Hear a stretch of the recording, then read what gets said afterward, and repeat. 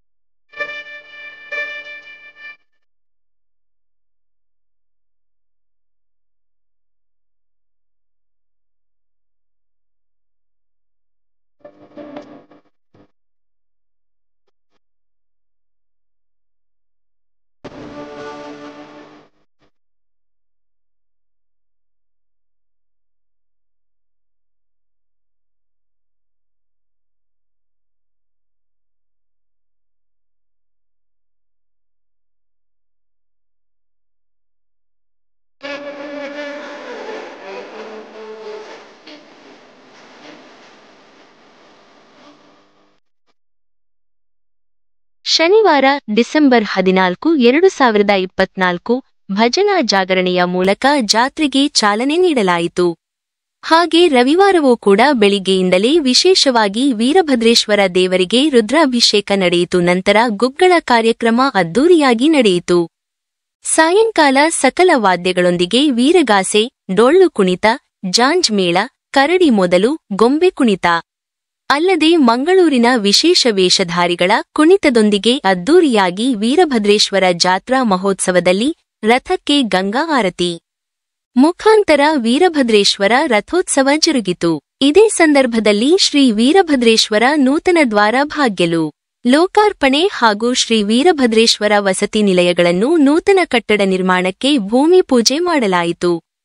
ಸೋಮವಾರದಂದು ಬೆಳಿಗ್ಗೆ 12 ಗಂಟೆಗೆ ಕಡುಬಿನ ಕಾಳಗ ಹಾಗೂ ಗ್ರಾಮ ಪಂಚಾಯಿತಿ ಆವರಣದಲ್ಲಿ ಸಂಗೀತ ಹಾಸ್ಯ ರಸಮಂಜರಿ ಕಾರ್ಯಕ್ರಮ ಮತ್ತು ರೊಚ್ಚಿಗೆದ್ದ ಹುಚ್ಚ ಹುಲಿ ಎಂಬ ಸಾಮಾಜಿಕ ನಾಟಕ ಗ್ರಾಮ ಪಂಚಾಯಿತಿ ಆವರಣದಲ್ಲಿ ನಡೆಯಿತು.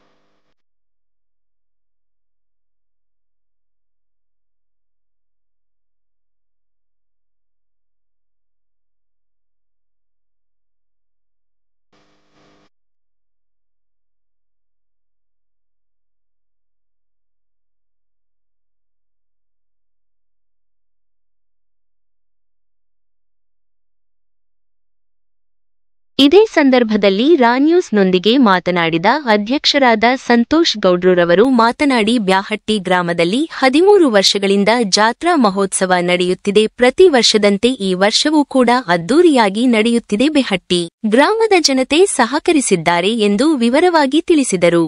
ವೀರಭದ್ರೇಶ್ವರ ಸೇವಾ ಸಮಿತಿಯ ಅಧ್ಯಕ್ಷರು. ಇದು ಸುಮಾರು ಬ್ಯಾಹಟ್ಟಿ ಗ್ರಾಮದ ಒಂದು ಆರಾಧ್ಯ ದೇವ ವೀರಭದ್ರ ದೇವರು.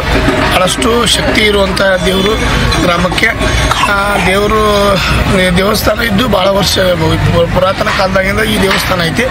ಮತ್ತು ಇವು ಎಲ್ಲ ನಮ್ಮ ಗ್ರಾಮದ ಹಿರಿಯರು ಒಂದು ಇಲ್ಲಿರುವಂಥ ಎಲ್ಲ ಸಕಲ ಸದ್ಭಕ್ತರು ಸೇರಿ ಊರಿನ ಜಾತ್ರೆ ಮಾಡಬೇಕು ಅಂತ ಒಂದು ವೀರಭದ್ರ ದೇವ್ರ ಜಾತ್ರೆ ಮಾಡ್ಬೇಕಂತೇಳಿ ಅವ್ರನ್ನ ಸಂಪರ್ಕ ಮಾಡಿ ಇದ್ರ ರಥೋತ್ಸವ ಮಾಡೋಣ, ತೇರನ್ನು ಎಳೆಯೋಣ ಅಂತೇಳಿ ಸುಮಾರು 13 ವರ್ಷದಿಂದ ತೀರ್ಮಾನವನ್ನು ಮಾಡಿ ಇವತ್ತಿಗೆ 13 ವರ್ಷ ಮುಕ್ತಾಯ. ಇದು 13ನೇ ವರ್ಷದ ಜಾತ್ರಾ ಮಹೋತ್ಸವ.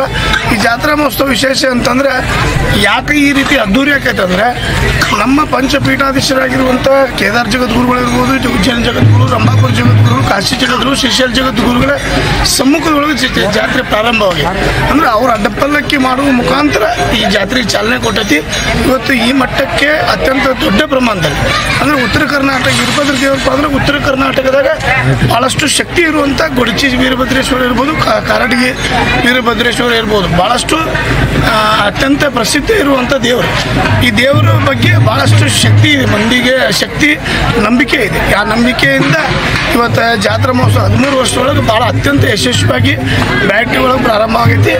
ಇದಕ್ಕೆ ಅನೇಕ ಪರಮ ಪೂಜ್ಯರಾಗಿರುವಂಥ ಶ್ರೀ ಜಗದ್ಗುರು ಏನಿರುವಂಥ ನಮ್ಮ ಫಕೀರ ಸಿದ್ದರಾಮ ಶಿವಾಚಾರ್ಯ ಇರ್ಬೋದು, ಲಿಂಗಾಲೇಶ್ವರ ಮಹಾಸ್ವಾಮಿಗಳು ಮತ್ತು ನಮ್ಮ ಸ್ಥಳೀಯ ಬೂದೀಶ್ವರ ಮಹಾಸ್ವಾಮಿಗಳು ಸುಮಾರು 5 ವರ್ಷ ಇಡೀ ಗ್ರಾಮಕ್ಕೆ ಒಂದು ಪ್ರವಚನದ ಮುಖಾಂತರ ಮತ್ತು ಈ ಭಾಗದ ಇನ್ನೋರ್ವ ಅತ್ಯಂತ ಖ್ಯಾತ ಪ್ರವಚನಕಾರರಾಗಿರುವಂಥ ಮನಕೋಟದ ಅನ್ನದಾನೇಶ್ವರ ಮಠದ ಮನಕೋಟ ಪರಮ ಪೂಜ್ಯರು ಸುಮಾರು 5 ವರ್ಷಗಳ ಕಾಲ ಇಡೀ ಗ್ರಾಮಕ್ಕೆ ಒಂದು ಭಕ್ತಿಯ ಒಂದು ಪ್ರವಚನ ಹೇಳುವ ಮುಖಾಂತರ ಭಕ್ತಿ ಭಾವವನ್ನು ಬ್ಯಾಹಟ್ಟಿ ಗ್ರಾಮಕ್ಕೆ ಹೆಚ್ಚಿಗೆ ಮಾಡಿದ್ದಾರೆ.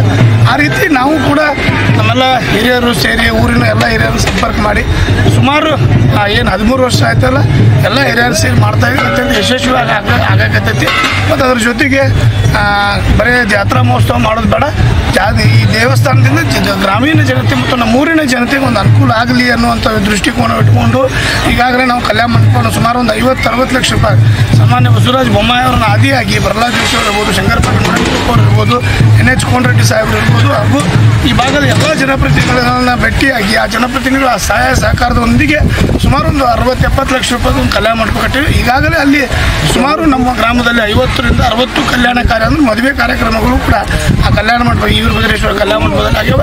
ಅದ್ರ ಜೊತೆಗೆ ದೇವಸ್ಥಾನ ಜೀರ್ಣೋದ್ಧಾರಕ್ಕೆ ಇಡೀ ಗ್ರಾಮದಲ್ಲಿ ಅತ್ಯಂತ ಎಲ್ಲರೂ ಬ್ಯಾಹಟ್ಟಿ ಗ್ರಾಮದ ಸಮಸ್ತ ಕಡು ಬಡವರು ಇರಲಿ, ಅವರು ಯಾವುದೇ ಶ್ರೀಮಂತರಿರಲಿ, ಎಲ್ಲರೂ ತಮ್ಮ ಕಡೆ ಆದಂಥ ಸಹಾಯವನ್ನು ಕೊಟ್ಟಿದ್ದಕ್ಕೆ ಇವತ್ತು ಬ್ಯಾಹಟ್ಟಿ ಗ್ರಾಮದ ವೀರಭದ್ರೇಶ್ವರ ದೇವಸ್ಥಾನ ಅತ್ಯಂತ ಜೀರ್ಣೋದ್ಧಾರ ಆಗೈತಿ.